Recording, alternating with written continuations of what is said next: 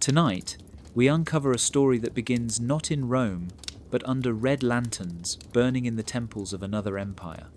A story the Vatican tried to rewrite, one prayer at a time. It's a history of gods renamed, of altars silenced, of worlds forced to kneel before a single throne in heaven. Because once, long ago, when the Church sent its emissaries east, they didn't just bring the cross, they brought a question. Who rules the sky when heaven already has an emperor? The answer would terrify them. In the age when Europe still believed it could define the soul of the world, missionaries crossed oceans into a civilization older than any crown they had ever seen. They found temples where incense curled like stars, families who spoke to their ancestors as if they were alive, and a people who saw heaven not as a king, but as a balance. To the Chinese, the divine was order, harmony, virtue. To Rome, it was rebellion. The Church saw dragons and thunder gods and called them demons. They heard prayers to Tien, the great heaven, and called it paganism. But beneath the words and rituals, the two worlds mirrored each other more than anyone dared admit. Reports poured into the Vatican filled with alarm. They spoke of gods who ruled the seas, of a goddess of mercy who looked too much like the Virgin, of an emperor who claimed the mandate of heaven without kneeling to the Pope. To the Church, this wasn't religion. It was rivalry. The Jesuits begged for understanding, arguing that China's faith was wisdom wrapped in symbols, not superstition. But in the candlelit halls of Rome, their letters became evidence of heresy. The papal decree that followed would tear apart centuries of dialogue and condemn a civilization's spirituality with a single word: pagan. Yet the gods didn't vanish. They hid in festivals, in the rhythm of gongs, in the names whispered behind closed doors. Every time a villager lit incense for the ancestors, every time a temple bell rang, it was a quiet act of defiance, because the Church could erase words from its records, but it could not erase memory. The forbidden pantheon lived on in stories, in proverbs, in the hearts of those who refused to forget. So tonight, we won't begin in a cathedral or a monastery. We'll begin in the smoke of those temples, in the meeting of two heavens that could never agree on who owned the sky. Because this isn't just a story about religion, it's a story about translation, power, and the price of calling another culture's gods forbidden. And if history has taught us anything, it's that the divine never truly disappears. It just learns to speak in another language. They say that when the Vatican first sent its men east, they carried two things: a cross to bless and a candle to search the dark. But in the far provinces of China, the dark did not retreat. It stared back, lit by red lanterns and temples full of gods that would not kneel. The missionaries wrote that they had entered a land older than Eden, a place where heaven itself was ruled not by one king, but by 1,000 names, 1,000 faces, each one worshipped not in fear but in memory. That was their first mistake. They believed they were bringing light. But the people already had one. In the year 1600, Jesuit travellers stood before altars of jade and incense, stunned by a faith that did not divide earth from sky, sacred from human. The air shimmered with chants that rose like smoke, offering prayers not to one distant god, but to ancestors who still listened. It was not idolatry, it was continuity. Yet, to the Vatican, that same continuity felt like rebellion. Every statue, every painted dragon, every goddess with 1,000 arms whispered the same forbidden truth. That divinity did not belong to Rome. It belonged to anyone who could remember. Letters sent back to Europe spoke of confusion. The missionaries described temples that smelled of sandalwood and thunder, priests who read stars, healers who spoke of energy flowing through the body like wind through bamboo. They tried to translate, to fit Chinese belief into Latin logic, but the words would not obey. Heaven, in their reports, was not a person. It was order itself. No throne, no crown, just balance. And that terrified them, because if heaven was not a person, then who forgave sin? Who demanded obedience? Who held the keys? The Vatican began to see the Chinese gods as rivals, not demons, at least not yet, but echoes of something older than their own story, so they made lists. Names to be purified, rituals to be rewritten, idols to be broken. They said the people of China worshipped wood and stone, but the truth was more dangerous. They worshipped memory, a kind of memory that could not be converted, only erased. One report spoke of a night outside Nanjing. A missionary watched as villagers placed food and incense before a small shrine glowing red in the dark. He asked them who they prayed to. They answered, simply, their ancestors. He told them to stop. They smiled and said they could not. To stop would mean forgetting who they were. That was the moment he understood. The battle was not between faiths. It was between remembering and obedience. By dawn, his letter would call them pagans. By the next year, their gods would appear in Vatican records, marked as threats. But the red lanterns never went out. They kept burning across the centuries, quiet, patient, waiting for someone to notice that maybe the light was never meant to be carried from the west to the east. Maybe it had been shining there all along.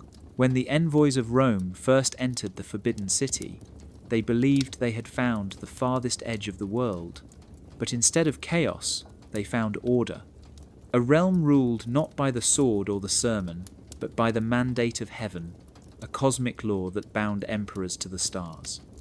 In this empire, power flowed downward from the heavens through virtue, not through divine ownership.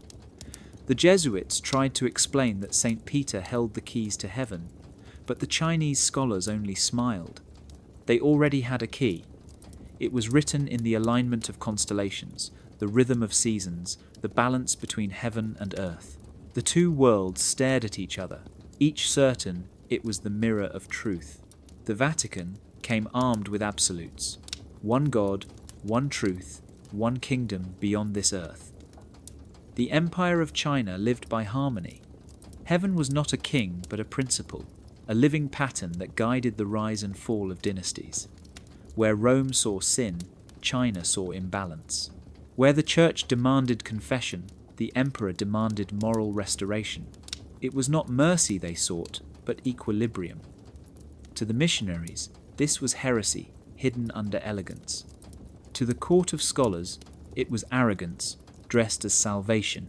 Matteo Ricci, one of the first Jesuits to study the Chinese classics, tried to bridge the gap.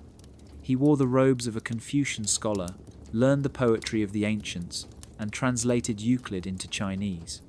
He believed truth could be shared if dressed in wisdom, but behind him, in Rome, whispers grew louder. The more China accepted knowledge from the West, the more it seemed unwilling to kneel before the cross. Ricci's reports described a civilization so disciplined, so refined, that it needed no gospel to govern its soul. That frightened the Vatican more than any pagan idol. A world with order but no church meant that salvation might not be theirs to give. The mandate of heaven taught that rulers lost their right to rule when they lost virtue. Heaven itself withdrew its favor. Floods, famines, rebellions were not punishments from a god's anger, but signals from the cosmos that harmony had broken. The Church, however, taught of one eternal kingdom and one eternal king. The Chinese believed power could move like the wind, returning balance after corruption. The Vatican believed power was divine and fixed forever. To one side, heaven was law. To the other, heaven was a person. Between them stood the world, waiting to see which truth would endure. As incense rose in the temples of Beijing and candles flickered in the cathedrals of Europe, two prayers drifted upward, neither aware of the other, yet both asking the same thing. Who decides what heaven wants? The scholars of the East listened to silence for the answer. The priests of the West waited for a voice. Somewhere between those two forms of faith, a shadow formed, one that would stretch across centuries, whispering that the greatest conflict is not between gods, but between the ways we try to understand them. Long before any cross reached Chinese shores, there was already a word for heaven, Tian. But Tian was not a person watching from above. It was not a father or a king or a voice that judged from clouds. Tian was balance. It was law without a throne, a sky that ruled through pattern, not decree. The people of ancient China believed that Tian guided everything through moral rhythm, rewarding harmony and dissolving corruption. It was not worshipped with fear, but with respect for the order that held the world together. And that idea, invisible and impersonal, became one of the greatest threats the Vatican ever faced. Because how do you compete with a heaven that needs no church? When Jesuit missionaries arrived in the late 1600s, they struggled to translate this vast idea. In their letters, they described Tian as a word too large to contain. It was divine, but not a being. It governed, but without commands. It listened, but without ears. To them, it was philosophy, pretending to be faith. But to the Chinese, Tian was the ultimate faith, precisely because it did not need to be human. It was not love or punishment, it was alignment. The rising of the sun, the justice of an honest ruler, the rhythm of the seasons, all were expressions of Tian's order. For the Church, this was dangerous. The power of Rome rested on a personal God, who spoke through chosen men, who forgave, who punished, who could be represented on earth through a hierarchy of authority. But Tian answered to no priest. It needed no interpreter, no altar, no temple of confession. Anyone who lived in moral harmony was already aligned with heaven. That meant every person could be holy on their own. The Jesuits tried to explain that God was not so different, that he too ruled through justice and mercy. But the more they compared, the more they saw the difference grow. God commanded, Tian observed. The imperial scholars found it almost amusing. To them, the Church's insistence on a personal deity seemed childish. Why should heaven have moods? Why should the ultimate law of the cosmos be jealous or angry? Tian was constant, like gravity. If rulers failed, it was not because heaven wanted revenge, it was because they had fallen out of tune with the great song of existence. Heaven did not destroy them, it simply moved on. The Vatican feared that such a belief dissolved authority. If heaven could not be offended, who needed forgiveness? If there was no divine personality, who could bless or damn? The idea of Tian erased the need for confession, saints, and sacraments. It replaced obedience with awareness. It made the Church unnecessary. And so the missionaries began to reshape the word, calling Tian by other names, painting it as incomplete without the truth of Christ. But beneath the surface, Tian remained. Quiet, unbothered, eternal. It did not argue. It simply existed, reminding all who looked upward that the true throne above thrones is not built of gold or stone, but of balance itself. In the heart of every Chinese temple stood a throne not of fire or lightning, but of jade. Upon it sat the Jade Emperor, ruler of the heavens, surrounded by ministers, scribes, guardians, and star gods. His court was not chaos, it was order, mirrored from the empire below. Every star was an official, every spirit a servant of divine administration. Heaven, to the Chinese, was a reflection of good government. Justice did not come from one voice alone, it came from a system where each being played its role in harmony. But when the Vatican looked upon this celestial order, they did not see harmony, they saw heresy. Because to Rome, there could only be one king in heaven, and he did not share his throne. The Jesuits who entered China during the Ming and early Qing dynasties wrote of this cosmic bureaucracy with awe and discomfort. They saw temples alive with colour, gods of thunder, of mercy, of wind, of wealth, each with a function, each representing some law of nature or virtue. To the Chinese, these were not rivals to heaven, but instruments of it. The Jade Emperor ruled like a moral emperor should, through delegation, but to the missionaries, it looked like rebellion against unity. Their theology was built on one unbroken chain of command, from God to Pope to priest to believer.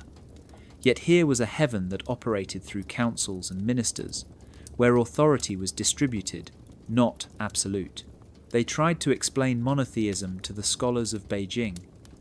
They said there was only one ruler of all creation, a single divine king whose will governed the stars. The scholars listened politely, then asked, if there is only one ruler who keeps him just, who advises him, who corrects him if he errs? The question was not defiance, it was logic. In Chinese governance, unchecked power was corruption waiting to happen. Even heaven required balance. The missionaries called this misunderstanding. The scholars called it wisdom. As reports reached Rome, the Vatican's anxiety deepened. A pantheon could be tolerated when it was barbaric, but this was different. The Chinese heavens were not savage. They were structured, rational, even moral. It meant that a civilization could believe in gods and still be organized, disciplined, and powerful without Rome's doctrine. It suggested that the divine did not need to be centralized. To the Church, this was unthinkable. If many could rule above, then many could think below. If heaven allowed debate, then faith itself could become democratic. So they began to rewrite. The Jade Emperor became a false king, the celestial court, a parody of heaven, the gods of compassion and thunder reduced to idols. Yet the people kept lighting their incense, bowing before altars that represented not rebellion but reflection. To them, the Jade Emperor was not a rival to the Christian God. He was a symbol of moral order, a reminder that even heaven needs structure. The missionaries could not see it, but hidden in that glittering bureaucracy was a quiet lesson. That truth does not weaken when shared. It only becomes more human. In every Chinese home, even the poorest, there stood a small wooden altar. Upon it rested tablets carved with names, dates, and prayers. Before them, incense burned. Offerings of rice, fruit, and tea were placed with care. To the people who bowed before these altars, it was not worship. It was remembrance. The smoke that curled upward was a message to those who came before, a whisper across generations. But when the missionaries of Rome saw these altars, they saw idols. To them, it was the old sin of pride disguised as love. They believed the living were giving to the dead what only God deserved. They could not understand that in China, memory itself was sacred. The Jesuits who travelled through villages in the late 1600s wrote about this with confusion. They saw men and women kneel before wooden tablets and thought they were praying to ghosts. They warned that the devil hides best behind familiar faces, but they misunderstood the heart of the ritual. These people were not asking their ancestors for power. They were giving thanks for existence. They believed the blood in their veins was holy because it came from those who had endured before them. When they honoured their ancestors, they were not replacing God. They were honouring the continuity of heaven and earth within themselves. The Vatican saw danger in this kind of faith. If holiness could be found in the home, what need was there for the Church? If grace flowed through lineage and memory, who needed priests? The fear was not superstition. It was independence. A family-centered spirituality could make every house a temple. It could make the bond between generations more powerful than the bond between believer and church. So, decrees were written. The papal orders of the early 1700s forbade Chinese converts from performing ancestral rites. What was once a gesture of love was now labelled pagan. But the people did not stop. They simply changed their words. They said they were not praying, only showing respect.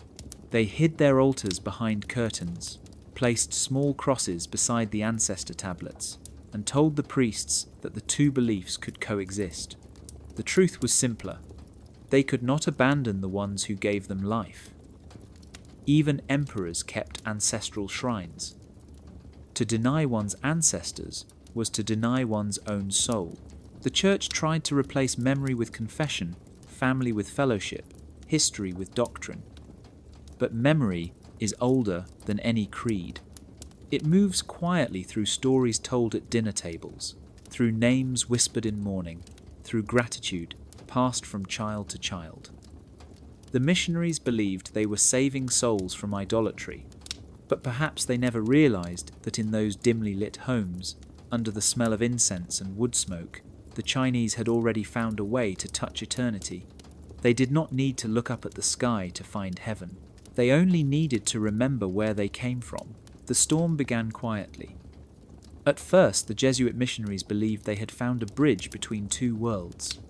They saw in Chinese customs a reflection of reason and virtue. They believed that heaven, Tian, could be another name for God, that bowing to ancestors was not worship but respect, that Confucian ethics were a preparation for the gospel. Matteo Ricci and his followers called this the way of accommodation, a path that blended faith with culture instead of forcing one to destroy the other. It worked. Emperors welcomed the Jesuits. Scholars debated them with curiosity, not anger. For a moment, it seemed that China and Rome could share a sky. But back in Europe, the whispers began. The Dominicans and Franciscans who arrived later saw the Jesuits' method as betrayal. They accused them of disguising idolatry as civility. To allow Chinese converts to honor ancestors, they said, was to let paganism wear a Christian mask. Their letters to the Vatican were filled with alarm. They described temples where incense burned beside crosses, prayers mixed with Confucian sayings, families offering rice to ancestors while reciting the Lord's Prayer. To them, it was contamination, not dialogue. They demanded Rome act before the purity of the Church dissolved in the smoke of foreign altars. By the early 1700s, the debate had reached fever pitch. Pope Clement XI issued a decree. Chinese rites, he said, were incompatible with the Christian faith. The Church would not share its throne with ancient customs. Converts were forbidden from using words like Tian or Shangdi for God. They must say Tianzu, the Lord of Heaven. They could not honor their ancestors at home, could not bow before Confucius in schools, could not perform the rites that defined Chinese identity. The papal decree spread like fire through the missions, extinguishing years of delicate trust. In China, the news struck like thunder. Emperor Kangxi, who had once supported the Jesuits, felt betrayed. He had welcomed them for their science and respect, not their arrogance. To him, the rites were civic duties, not religious heresies. To forbid them was to insult Chinese civilization itself. He declared that missionaries who refused to respect the rites would no longer be allowed in his empire. In that single stroke, the dream of harmony between faiths collapsed. The Jesuits pleaded for reconsideration, but Rome stood firm. Faith, it said, must never bend to culture. Yet, the truth beneath the conflict was not about faith at all. It was about control. The Church could not accept a belief system where authority came from virtue rather than divine command, where holiness could exist outside its reach. The rites controversy became a war not of gods, but of definitions. Who decides what counts as worship? Who decides what heaven approves? The answers hardened into law.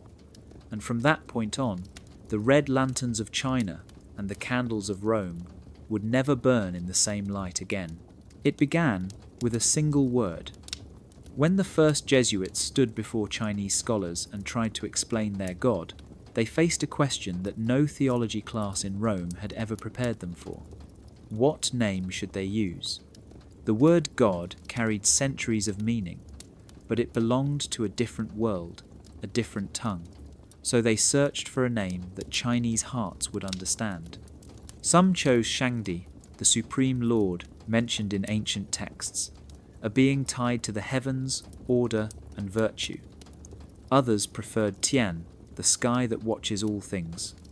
Still others insisted on a new word entirely, Tianju, the Lord of Heaven, a name invented to sound foreign enough to carry the weight of something unique. What seemed like translation soon turned into war. The Jesuits believed that Shangdi was the perfect bridge. It was already sacred, ancient, and deeply respected. The earliest Chinese emperors had offered sacrifices to Shangdi long before the Bible ever reached Europe. If Christianity could show that this same divine principle was the God they preached, then faith and tradition could meet halfway. But to the Vatican, that was heresy waiting to happen. Shangdi had too much history, too much cultural gravity. It belonged to a system older than the Church, a heaven that did not depend on priests. Allowing it to represent God risked letting China define the divine, so Rome intervened. Papal officials ruled that only Tianzu could be used. It meant the Lord of Heaven, but it had no past, no roots, no local power. It was safe because it was empty. To the Jesuits, it felt like erasing a bridge and building a wall. To Chinese scholars, it sounded awkward, even childish, a forced invention that separated the new religion from the living flow of language. Some mocked it, others ignored it. The word itself became a symbol of the wider conflict between universality and translation, between the Church's need for control and China's demand for respect. The debates grew bitter. A single noun could now decide whether a prayer was holy or heretical. When Chinese converts said Shangdi, Rome called it pagan. When they said Tian, it was labelled philosophy, not faith. Only Tianzhu was allowed, a word few outside the Church ever used. The missionaries who refused to change were recalled. Books were censored. Even Matteo Ricci's writings were questioned. Words that had once connected two civilizations were now dividing them. But in villages and temples, the people did what they always had. They spoke to heaven in the language that felt true. They called out to Shangdi, to Tian, to the ancestors who watched from beyond the smoke. They did not care what Rome preferred. To them, heaven had no accent. The stars listened in silence, and the earth kept turning. Yet that quiet choice, to name God in one's own tongue, was enough to terrify an empire built on sacred Latin, because in the end, whoever names God decides who gets to speak to him. And that, for Rome, was a power too great to share. When the missionaries first arrived in China, they carried not only crosses and scriptures, but also maps. These were not just maps of land, but of belief. Each temple was marked in red ink, each shrine annotated in the margins of their journals. To the Jesuits, Dominicans, and Franciscans who roamed from Canton to Nanjing, this was the geography of error. They catalogued the gods like a disease spreading through the countryside, assigning each name its place in their reports back to Rome. There was Mazu, the sea goddess who protected sailors. Guan Yin, the merciful one, whose image blended Buddhism and compassion. Neza, the child warrior who defied the heavens. Erlang Shen, the demon slayer with a third eye of truth. To the Chinese, these were symbols of courage, mercy, and balance. To the missionaries, they were proof of corruption. The Jesuits were fascinated. They filled their notebooks with detailed descriptions, comparing Mazu to the Virgin Mary, Guanyin to divine grace, and Erlang Shen to Michael the Archangel. Some believed these figures could be reinterpreted, absorbed, baptized into Christian meaning. They saw potential for conversion in resemblance, but the others, stricter and less patient, saw only blasphemy. They wrote that Mazu's temples were nests of superstition, that Guanyin's temples deceived women and the poor, that the people worshipped demons under beautiful names. Their reports grew darker with every page. The Vatican began to see China not as a land of wisdom, but as a garden overrun by false gods.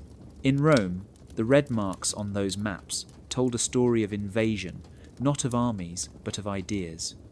The letters spoke of tens of thousands bowing before painted idols, of cities with more temples than churches, of children raised to burn incense instead of learning catechisms. These reports were read aloud in candle-lit halls, where men in robes whispered about a continent lost to pagan memory. They spoke of the need to purify, to reclaim, to teach. Yet, what they called superstition was, to the Chinese, memory itself. Every temple was a chapter in the story of their ancestors. Every statue a lesson about virtue and sacrifice. The missionaries rarely entered the inner sanctums of those temples, but they wrote about them as if they had. They described dim halls filled with drums, bells, and lanterns, with smoke rising like prayers into the rafters.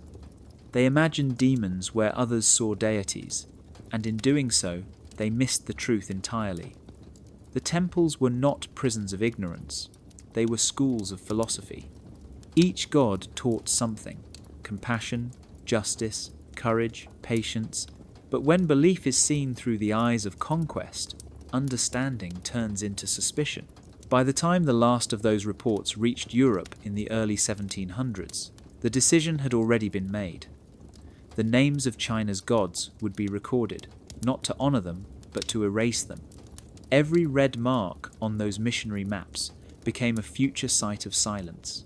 Yet in the villages where incense still burned and prayers still rose, no decree from Rome could stop the people from remembering the divine in their own reflection. Because faith, once rooted in the heart of a people, cannot be crossed out with ink. She stood in every temple, serene and unshaken, her hands folded in compassion, her face neither young nor old. Guanyin, the goddess of mercy, the listener of cries. To the Chinese, she was not a god in the way Rome imagined, but a presence, a reminder that kindness was divine. To sailors, she was the one who calmed the storms. To mothers, she was the guardian of children. To the sick, she was comfort. Her name meant one who hears the world's suffering. But when the missionaries arrived, they saw something else. To them, she looked too familiar.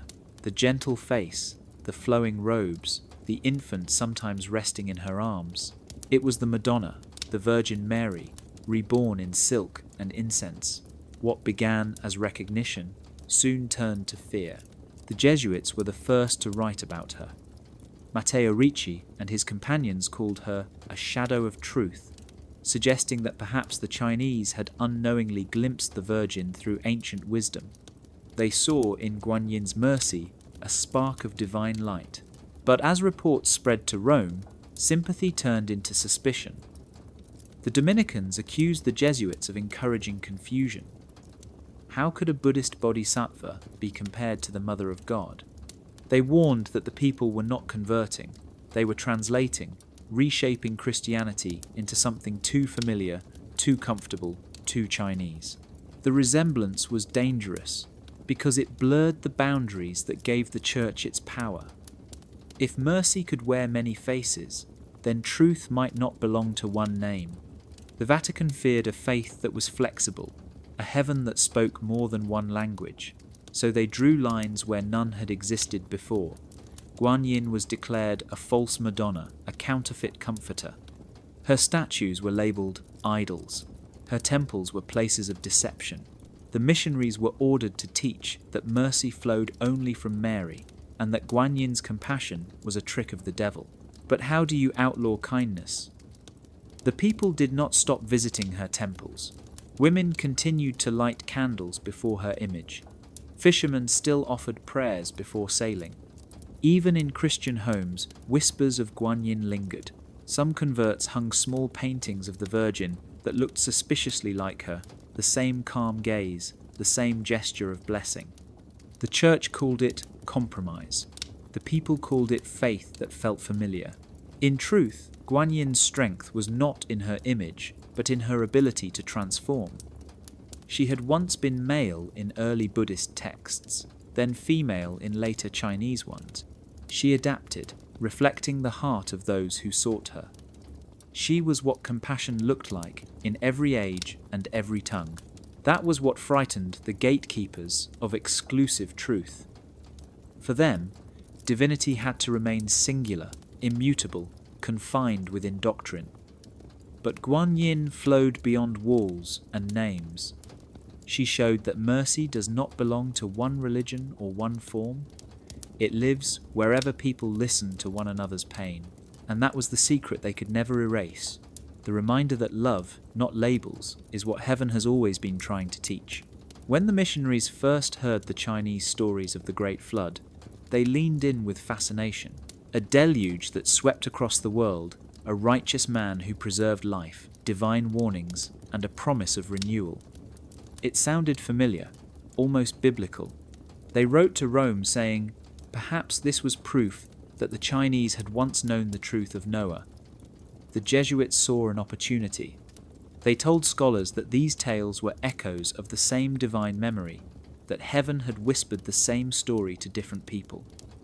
For a moment, the flood united two worlds, but then the dragons appeared. In the Chinese version, the floods were not just water, they were alive. The Dragon Kings ruled the seas and rivers, controlling the tides and storms. When humans lost balance with nature, the dragons raged. Heroes like Yu the Great were sent to restore harmony, not by destroying the dragons, but by understanding them, channeling their power back into balance. It was a story not of punishment, but of cooperation between humanity and the divine forces of the earth. To the missionaries, this was unacceptable. There could be no covenant with dragons. Dragons, in their theology, were the enemy of God, the symbol of rebellion and chaos. The same creature that guarded China's rivers and temples was to them the beast from Revelation. At first, they tried to reinterpret it. They said the dragons were metaphors for sin or demons tamed by God's chosen servants. They baptized the symbols, so to speak, turning ancient protectors into fallen angels who had been subdued by divine will. But the more they studied, the more the parallels troubled them. The Chinese flood came long before the Bible. The dragons had existed for thousands of years in art, myth, and ritual, and they were not evil. They brought rain. They granted life. In China, to see a dragon in a dream was a blessing. For Rome, it was blasphemy. This was the peril of similarity. When two stories resemble each other too closely, the question becomes, which one came first? Which one holds authority? The Church could not risk a world where Noah's Ark and Yu's flood were equal, where dragons might stand beside angels as symbols of divine power. So the missionaries were told to stop making comparisons. The reports that once celebrated shared truths were replaced by warnings about dangerous myths. The Dragon Kings were reclassified as false gods, pagan spirits unworthy of translation. Yet the people continued to paint dragons across temples and homes, curling through clouds, breathing mist over rivers. The creature that Europe feared as evil remained, in China, the guardian of harmony. Even Christian converts could not abandon the symbol completely. Some carved dragons into baptismal fonts, hiding them beneath the water, where they would never be seen, but never erased. Beneath the surface of conversion, the old wisdom endured, because for the Chinese, dragons were not monsters. They were memory, proof that nature itself had a soul. And that kind of truth, born of water and sky, could never truly be drowned. In Chinese temples, the afterlife was not chaos or mystery, it was order. The dead did not wander endlessly or wait for a single judgment day. They passed through courts, answered to officials, and faced records written in heavenly ink. Every soul, it was said, had a file. Every deed, good or bad, was recorded by clerks of the underworld. The city gods oversaw these ledgers, acting as judges between heaven and earth. They assigned punishments, rewards, or rebirths according to moral balance. It was a divine bureaucracy, a system of justice that mirrored the empire itself. To the Chinese, it made perfect sense. To the missionaries, it was rebellion disguised as reason. The Jesuits wrote detailed accounts of these beliefs. They described vast halls filled with spirit officials, ghost scribes, and judges robed in black and gold. They found the concept strangely familiar. There were angels, saints, and heavenly courts in their own theology. But here, everything ran without priests, without confession, without the church. Sin and virtue were handled directly by the universe. There was no need for absolution, sold or granted by men. Every act carried its own consequence, measured and weighed.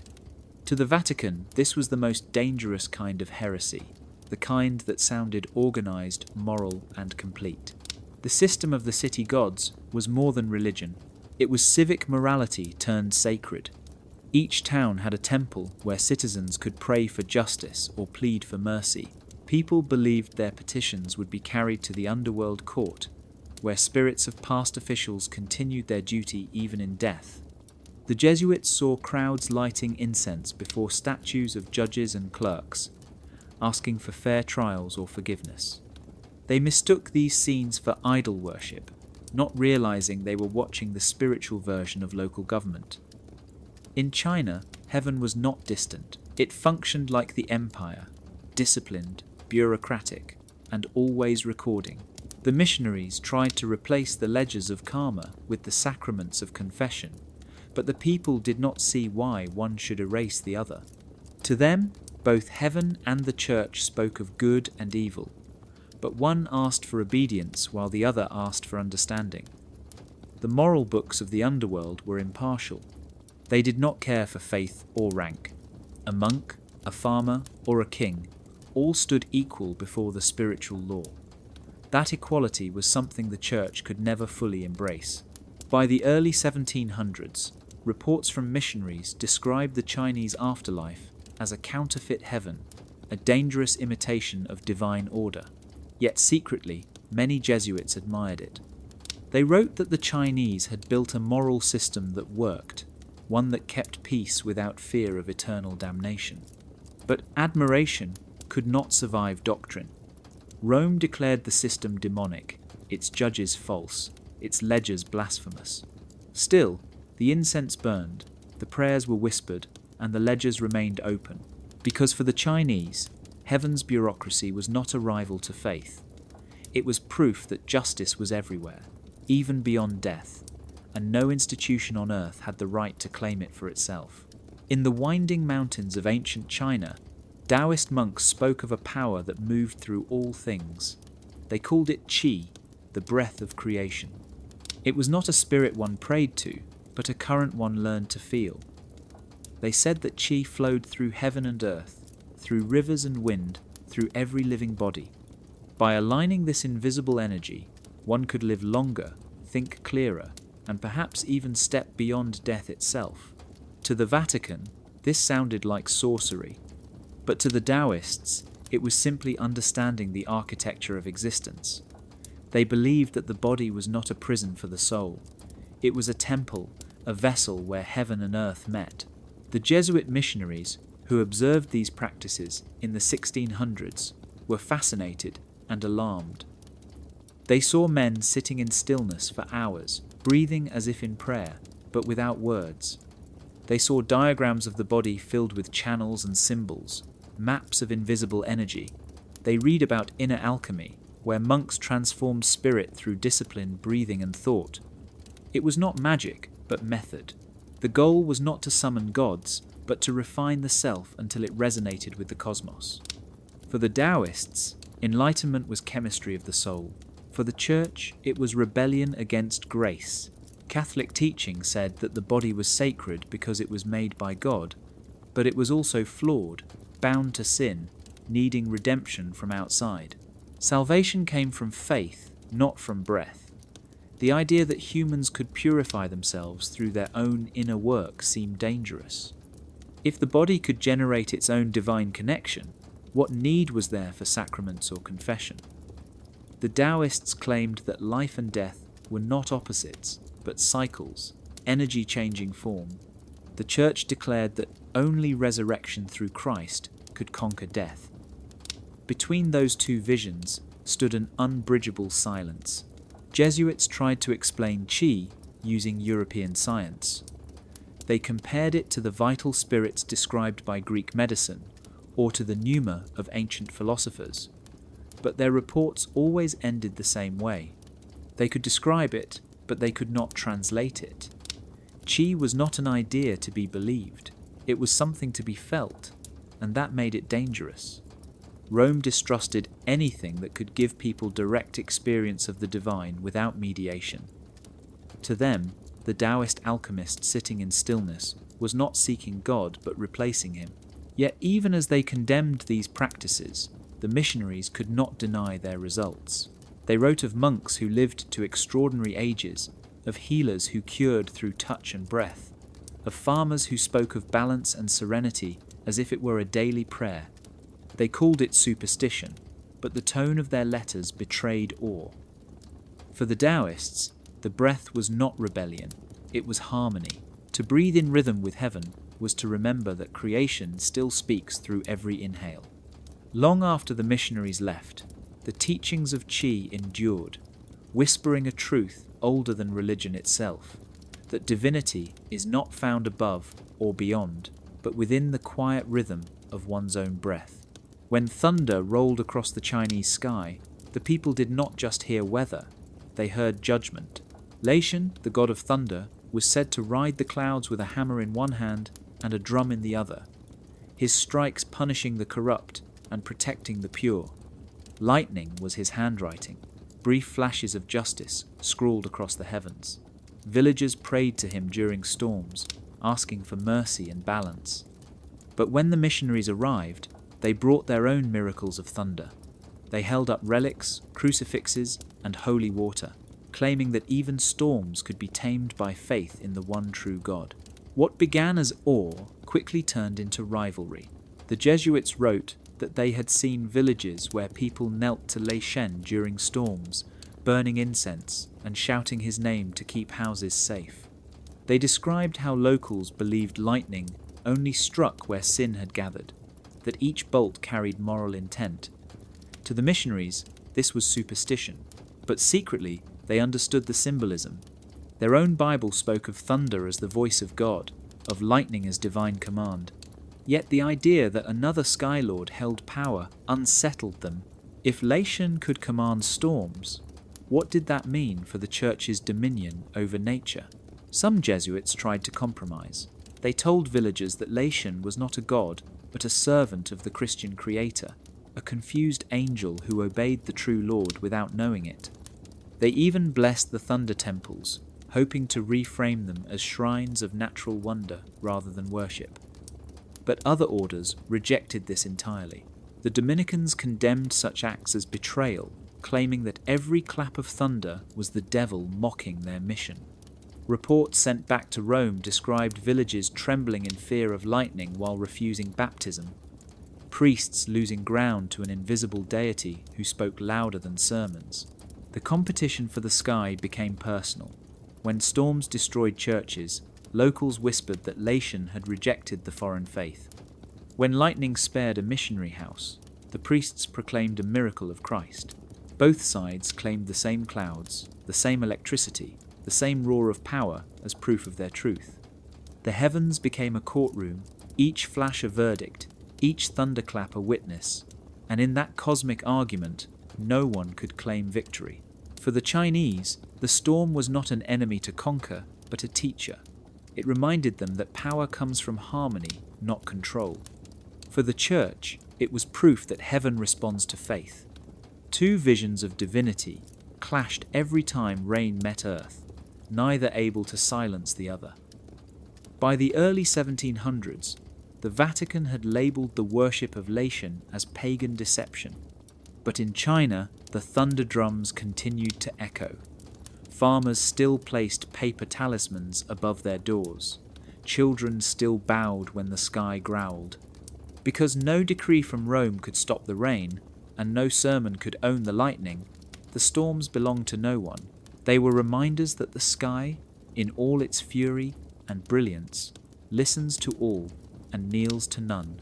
When the Jesuits first entered the Chinese court, they did not come as preachers but as mathematicians.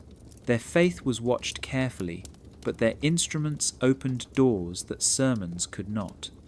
They brought telescopes, clocks, and charts of the heavens. The Chinese emperors had long believed that ruling the calendar was the same as ruling time itself. If one could predict the stars, one could claim the mandate of heaven. And so, when the Jesuits offered more accurate calendars than the imperial astronomers, they were invited into the Forbidden City. In that exchange, a quiet bargain was made. The church would gain influence, but only through science, not salvation. Matteo Ricci's successors, men like Johann Adam Schall and Ferdinand Verbiest, became royal advisors, rewriting the Chinese calendar and teaching European astronomy. They stood before the emperor, not in robes of priests, but in scholars' gowns, pointing to the stars and explaining their patterns. Their precision amazed the court. Eclipses that once caused panic were now predicted to the hour. The emperor called them the wise men of the West. For a time, it seemed as though science had built the bridge that faith could not. But beneath the admiration was tension. The same empire that trusted them with the stars would not kneel before their cross. The Jesuits believed this was progress. They wrote to Rome saying that astronomy was a doorway for conversion, that the wonder of creation would lead naturally to the Creator. Yet their success in science made the Vatican uneasy. How could the same people condemned for their tolerance of Chinese rites be praised for their work on calendars? Rome wanted souls, not stars. But in China, it was the stars that mattered. The emperor valued truth that could measure time, not truth that demanded worship. The irony grew sharper with each passing year. As the Vatican banned Chinese rites and declared local customs pagan, the Jesuits gained even more prestige at court. They taught that the earth moved around the sun, that heavenly motion followed laws of reason, not myth. Their maps of the cosmos replaced centuries-old charts that had guided temple festivals and agricultural rituals. In doing so, they unintentionally closed the gates of the temples that once used the stars to mark sacred time. What began as collaboration slowly became quiet erasure. The Church had traded spiritual access for scientific approval. By the early 1700s, the Jesuits' calendars were official across the empire. Yet their mission was spiritually hollow. The emperors respected their intellect, but ignored their gospel. The missionaries had proven that the heavens could be predicted, but not that heaven could be possessed. In their attempt to convert through reason, they became servants of an empire that used their science, but denied their faith. The stars they charted shone over temples still filled with incense, over monks still chanting prayers to heaven, over an empire that had learned their equations but not their creed. And perhaps, in that balance, China had found a quiet victory. It accepted their science and kept its soul. In the narrow alleys of old Chinese towns, smoke often rose from small fires burning near the temples or at the corners of crossroads. It was not destruction, but devotion. People burned paper offerings, sheets painted with gold, portraits of servants, even folded houses made of ash. They called it sending wealth to the dead. The fire was the bridge, the smoke the messenger. To the people, it was love expressed through ritual. To the missionaries, it looked like witchcraft. Jesuit reports described these acts as sorcery in disguise, claiming the people were feeding demons instead of honoring ancestors. What the locals called remembrance, Rome called heresy. The missionaries filled their journals with accounts of what they saw. They wrote of talismans drawn in red ink, of scrolls covered in strange diagrams, of priests chanting while tossing yellow papers into the flames. They did not see that these papers were maps of the invisible, prayers folded into symbols, languages written for the unseen. The Chinese called them mandalas of intention, geometry that carried emotion beyond the physical world. The Vatican called them lies printed by devils. The Church believed that only parchment carrying holy words could connect heaven and earth, and that anything else was counterfeit. Over time, the Jesuits began to collect the very items they condemned. They sent them back to Europe as evidence. Boxes filled with paper charms and hell money arrived in Rome, where cardinals examined them like criminals on trial. Scholars wrote that the Chinese were enslaved by superstition, that they tried to buy salvation with paper instead of prayer. What they did not realize was that these offerings were not payment, but communication. The burning was symbolic, a message written in flame.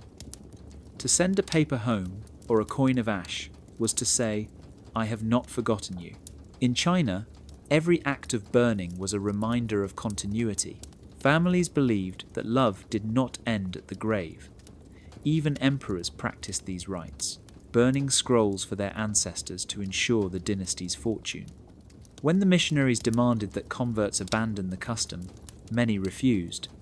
Some burned the papers secretly, claiming it was only tradition, not worship.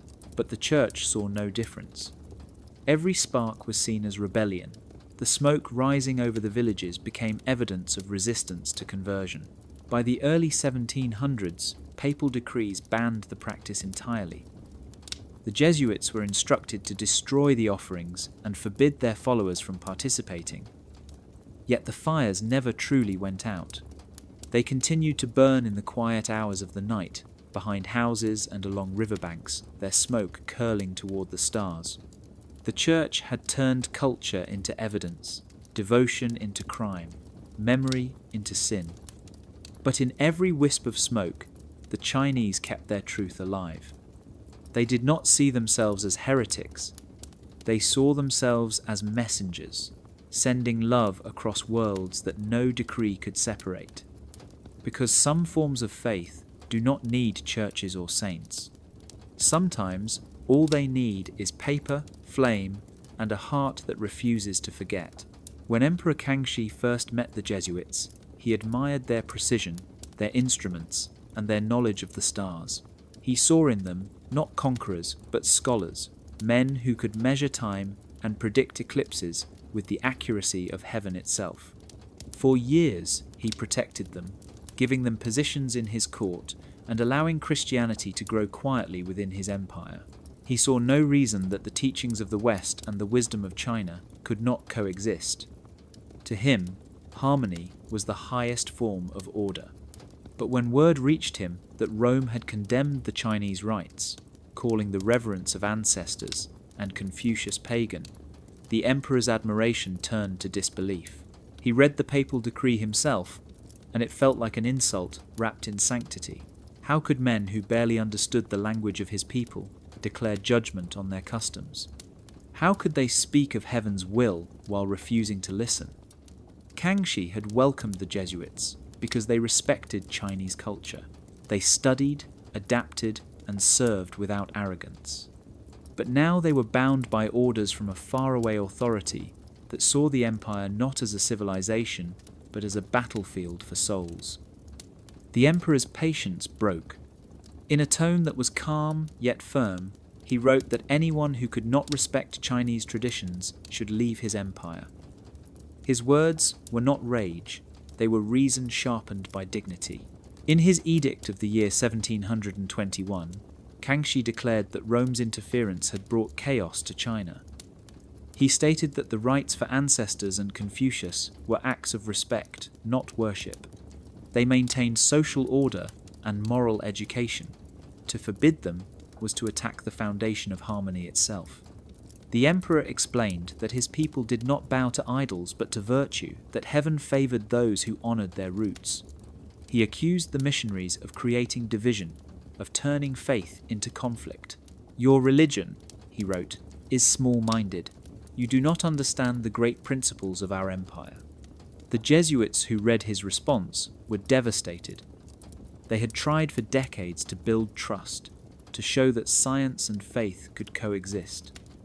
Now, because of the Vatican's rigid decrees, that trust was gone. The emperor, who once welcomed them as friends, now viewed them as agents of disorder. The papal court in Europe dismissed his letter as pride. They could not see that it was something deeper. It was the voice of a ruler defending his people's right to define heaven in their own tongue. After the edict, churches were closed, missionaries restricted, and the fragile bridge between the two worlds crumbled. Kangxi's court continued to study Western science, but kept religion at a distance. The emperor had drawn a line between knowledge and control. In doing so, he preserved China's sovereignty and exposed a truth Rome could not bear to face. The church had come to teach the world about God, but in China, the world had taught the church about respect. After the papal decrees reached China and Emperor Kangxi closed the doors of tolerance, the great temples grew quieter, but the faith of the people did not fade. It simply learned to hide. Across the villages, small altars continued to glow behind curtains, beneath stairways, and inside clay courtyards. Families who had been told their gods were forbidden whispered new names for them. Mazu became the Lady of the Sea. Guanyin was called the Saint of Mercy. Offerings were made not in open plazas but in shadows, where the smell of incense blended with the evening smoke from cooking fires. The missionaries thought they had silenced the old spirits, but they had only driven them deeper into the hearts of the people. Villagers learned the art of disguise. When priests visited, they covered statues with cloth or replaced them with crosses, saying the figures were decorative. Prayers were rewritten so that they could sound like hymns if overheard. A mother praying for her child's health would murmur to the Virgin Mary, but in her heart she was speaking to Guanyin. A fisherman, lighting a candle to St. Peter, would picture Mazu watching over the waves. The boundary between old and new blurred into something neither Rome nor Beijing could control. The people had not rejected Christianity. They had folded it into their world, shaping it until it fit the rhythm of their lives. The Jesuits saw fragments of this and were unsure what to make of it. Some called it compromise, others called it corruption, but to the villagers it was survival. Faith was not about obedience to Rome or rebellion against it.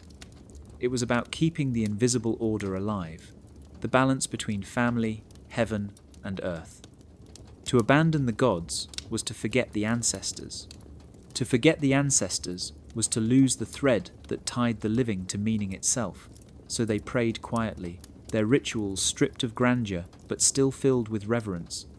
The old songs were sung in lower voices, and festivals were held under the excuse of harvest celebrations, but the essence remained untouched.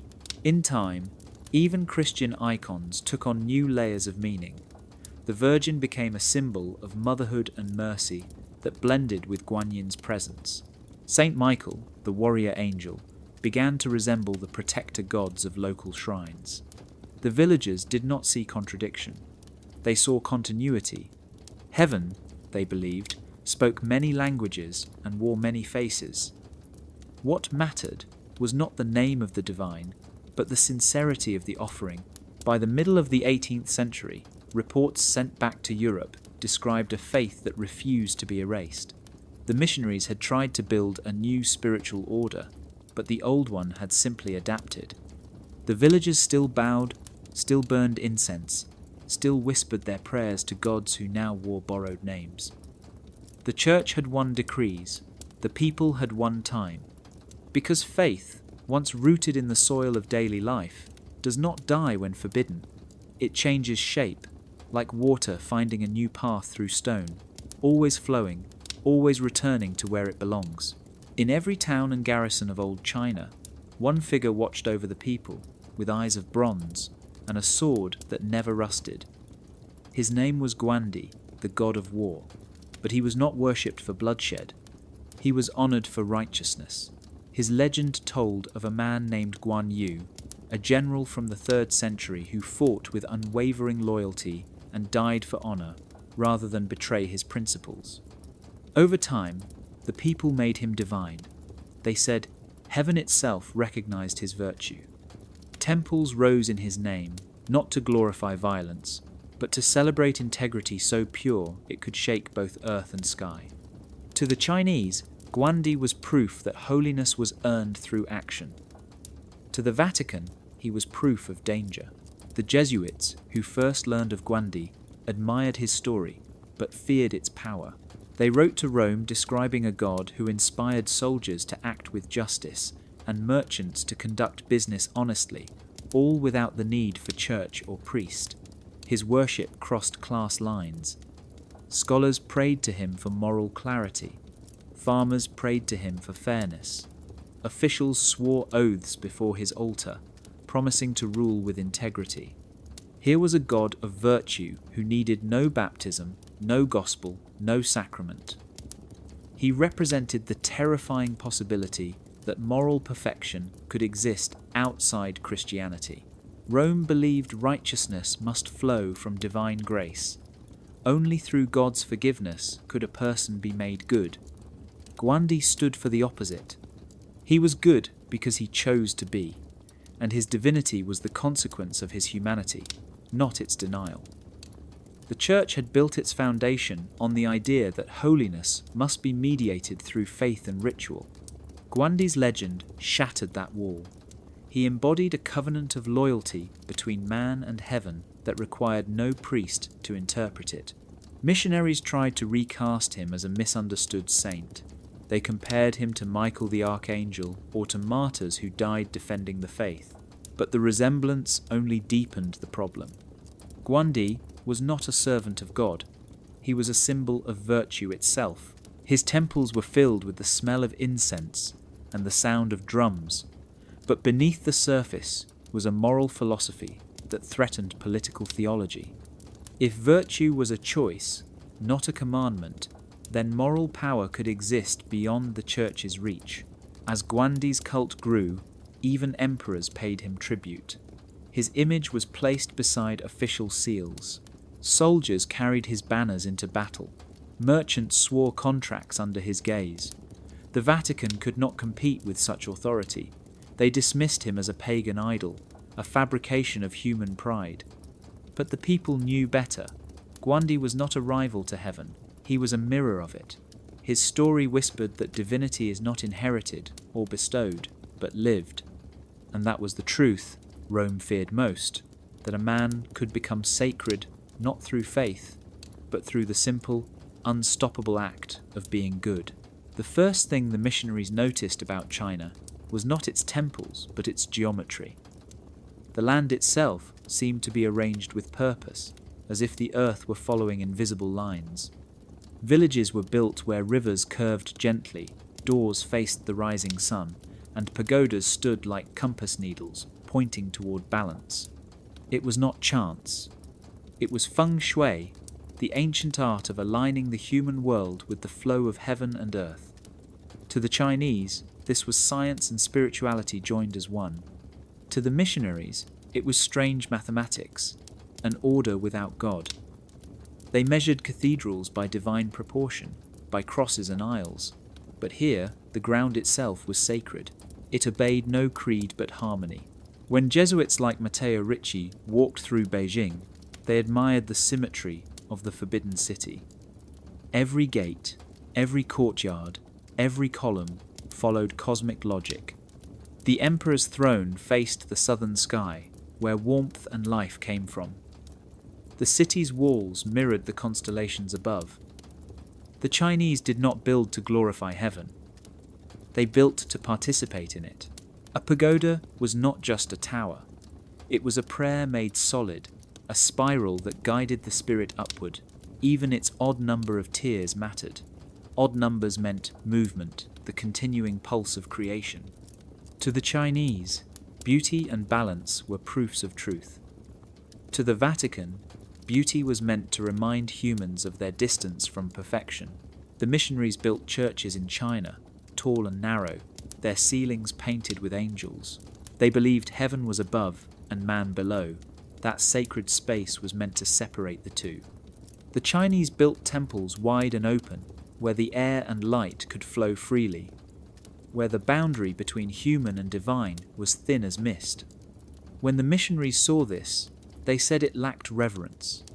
The locals said it lacked walls. Two worlds, trying to shape holiness, found themselves speaking through architecture instead of words. Feng Shui masters spoke of lines called dragon veins, streams of energy that moved through mountains and rivers. A temple built on one of these veins was believed to draw power from the cosmos itself.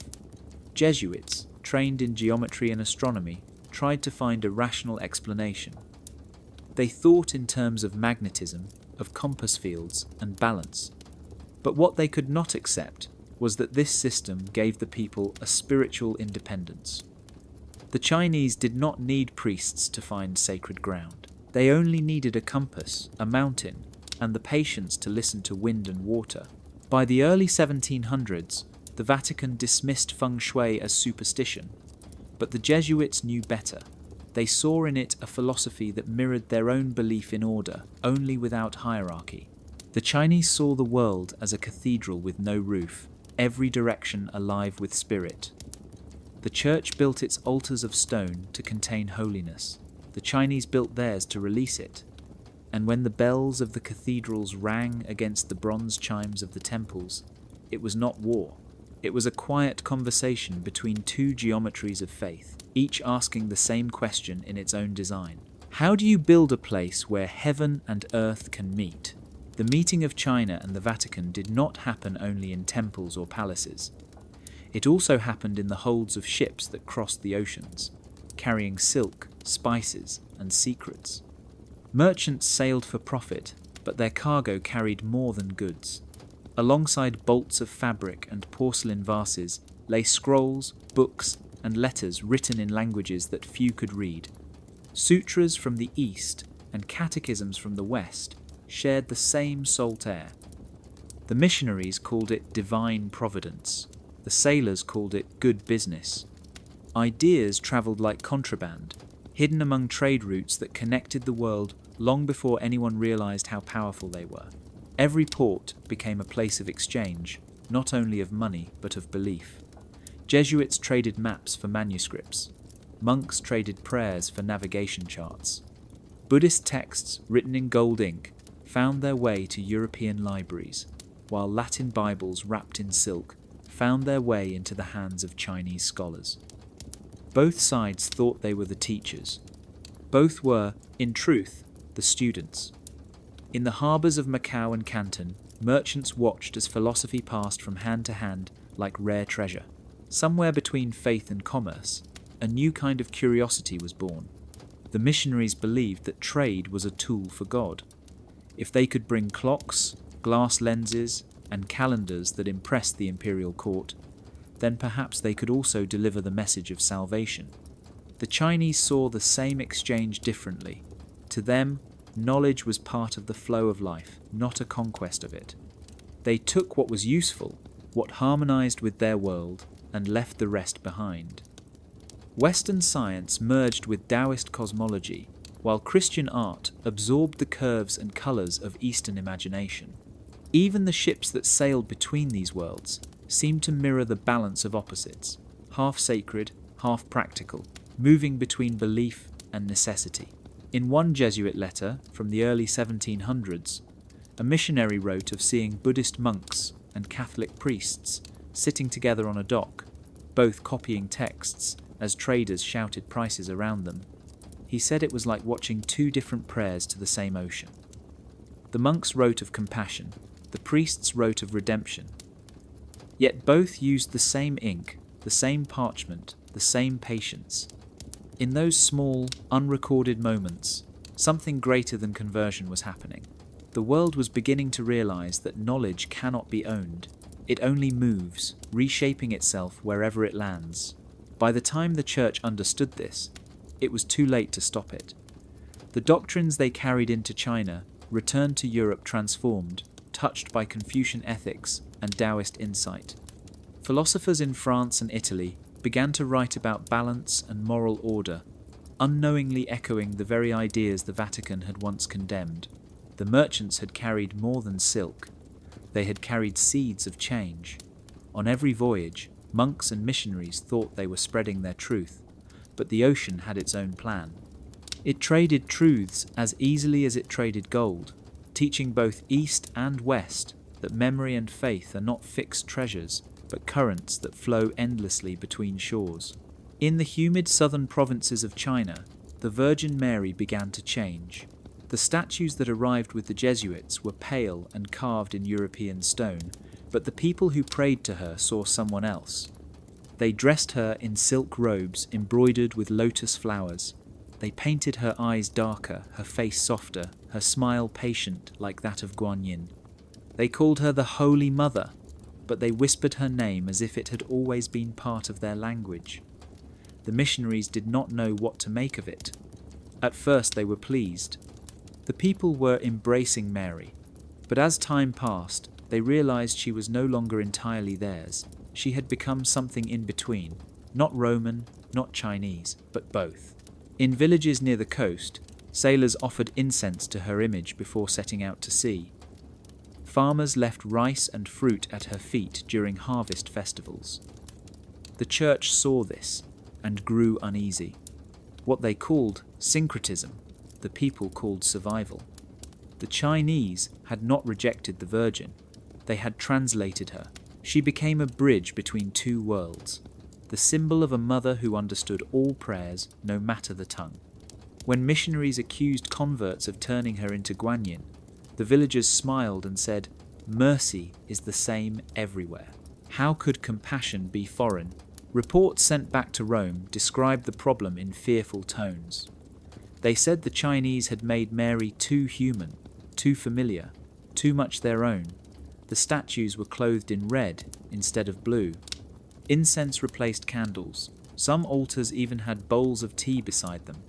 To the Vatican, this was corruption. To the people, it was intimacy.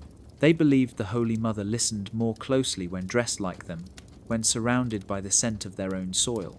The Jesuits tried to defend this blending, arguing that faith must speak the language of the heart, but their words were ignored. The papal decrees were absolute. The Mother of God was not to be remade in silk or offered fruit.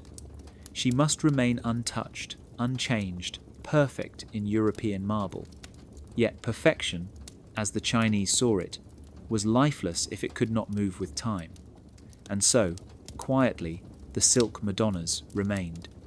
In hidden chapels and family homes, women continued to light incense before her image, whispering prayers for children, for safe journeys, for rain. The church called it heresy, the people called it love. By the middle of the 18th century, the silk-clad saints had become part of local tradition. Artists painted Mary with Chinese mountains behind her, holding a lotus instead of a lily, her robes flowing like river water. The Vatican tried to erase these images, but art, once seen, cannot be unseen. Mary had become a universal mother, shaped by every culture that needed her. Rome feared that a faith which could change might stop belonging to them. But in China, that change was proof that the sacred is not fragile. It adapts, it listens, it wears silk when the people need comfort, and through that softness, it survives.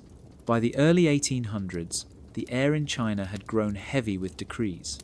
Rome had forbidden the rites. Beijing had forbidden the missionaries. Both sides had spoken in absolutes, and in doing so, they silenced the voices in between. The emperor's edict declared that no foreign religion could insult the customs of the ancestors, while the papal letters declared that no true believer could honor those same ancestors without sin. The result was a mirror of defiance.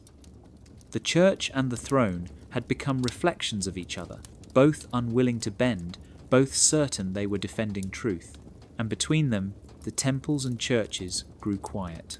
In the cities, Christian converts gathered in secret. The bells that once called them to prayer were taken down. Some were melted into weapons, others hidden beneath the floors of ruined chapels. At the same time, imperial officials sealed Buddhist and Taoist temples suspected of harboring rebellion. Fire followed edict, and the scent of burning wood carried with it more than smoke. It carried memory. Where once there had been chanting and song, now there was only ash. The missionaries wrote home describing persecution, but they forgot to mention that the empire's own temples suffered the same fate. The struggle had ceased to be about faith. It had become about control. The Jesuits who had once served in the palace were long gone. Those who remained moved from village to village, teaching in whispers. They used coded words in letters and disguised their faith behind the symbols of Confucian virtue. Meanwhile, the imperial scholars compiled lists of banned books, not just Christian writings, but also texts that questioned order itself. The emperor feared division, the church feared dilution. Both claimed to protect truth. Neither saw that truth was suffocating under their protection. Ordinary people carried on as they always had. Farmers still offered incense at the harvest, still whispered prayers at dawn, still bowed to heaven in thanks for rain. They did not see the contradiction in doing so. They did not understand how Rome and Beijing could both believe that faith must be caged by language and law. To them, heaven was still vast, and belief was still personal, but their world had become one where even silence was suspicious. In the ruins of a church near Nanjing, a Jesuit once carved a final note into the wall before he was taken away. He wrote that both sides had forgotten what they came to teach. "Faith," he wrote, "is not a flag to be guarded, but a light to be shared. When men fight over its colour, they burn the lamp itself." That sentence never reached Rome, but its truth outlived both decrees. The temples were rebuilt, the churches reopened, yet something had changed forever. The people had learned that when power refuses to translate, meaning dies in translation, and what remains is not holiness or heresy, but the empty echo of two thrones that mistook silence for victory. Long after the temples were shuttered and the missionaries expelled, the gods of China refused to vanish. They slipped into new disguises, hiding not in stone or scripture, but in the rhythm of life itself. You could find them in the laughter of village festivals, in the colour of opera masks, in the stories told to children, on nights when the wind carried the scent of rain. The banned gods became ghosts, but not the kind that haunt. They became echoes, melodies that refused to fade. The empire could issue decrees, the church could write condemnations, but neither could silence memory. Belief, once planted in the soil of a people, grows back in ways no law can trace. During the spring festivals, when the drums thundered and lanterns danced in the air, the people still honoured their ancient protectors, even if they spoke new names. Mazu, the goddess of the sea, appeared as a character in local plays, her miracles retold as folklore instead of worship. Guandi, the god of loyalty, stood tall on opera stages dressed as a hero of history. Guanyin, the merciful one, was painted not on temple walls but in shadow puppets and household scrolls. The missionaries called it blasphemy, wearing culture. The scholars of the court called it disobedience, disguised as entertainment. The villagers called it memory. Proverbs carried their presence too. When someone spoke of thunder teaching honesty, they were invoking Lei Shen. When they said the river remembers, they meant the dragon kings. These sayings passed from mouth to mouth, teacher to student, parent to child. Each one carried a spark of the old faith, wrapped safely inside ordinary words. It was a quiet rebellion, a kind that needed no armies or sermons. The forbidden gods survived, not through confrontation, but through art. By the late 18th century, travellers wrote of how China's festivals looked more like theatre than religion. They failed to notice that the stage itself had become a temple. Every mask and every song was a coded prayer. The church had tried to strip the gods of meaning, but the people had given them new forms. To paint was to pray, to sing was to remember. In a way, both Rome and Beijing lost the same battle. They had tried to command the imagination, but imagination does not obey commands. It moves like water, shaping itself around walls. The ghosts of the pantheon flowed through stories, gestures, and colours, invisible to senses, yet alive in every heart that still believed in wonder. Even today, their presence lingers in the festivals that light up the streets, in the firecrackers that crack the air like thunder, in the red ribbons that sway in temple courtyards once thought destroyed.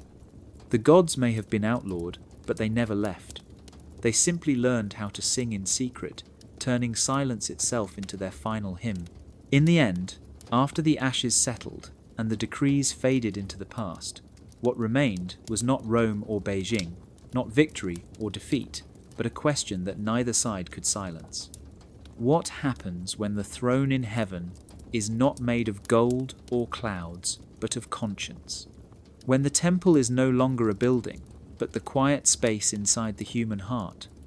For centuries, the church and the empire had fought to define where truth lived.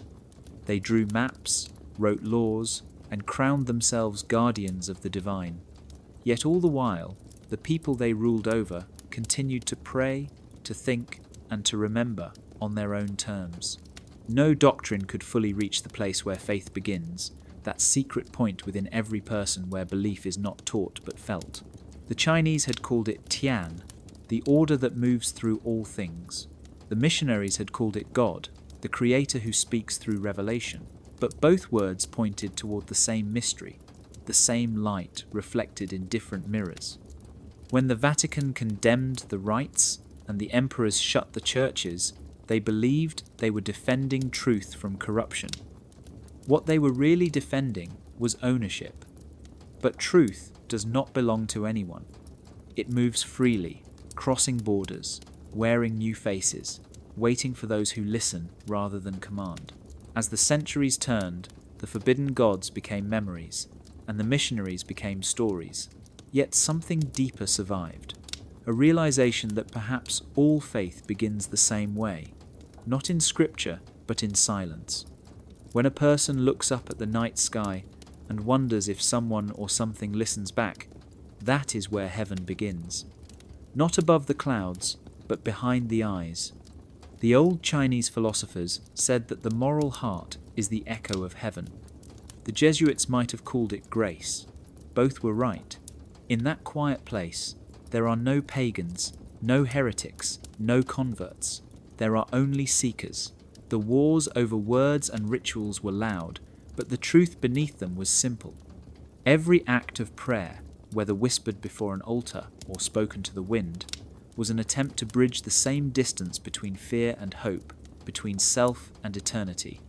When the Church tried to erase China's gods, and when the emperors silenced the missionaries, both forgot that heaven cannot be managed. It can only be experienced.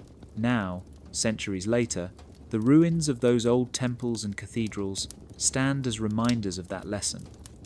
Stone crumbles, but faith reshapes itself, like water finding a new path. The mandate that once came from above now comes from within. It asks no permission, writes no decree. It simply moves through every life that dares to search for meaning. Perhaps that is what heaven always intended, that after all the wars of names and nations, humanity would finally remember that the divine does not rule us from afar. It breathes through us, quiet as conscience, vast as the sky, eternal as the act of wandering.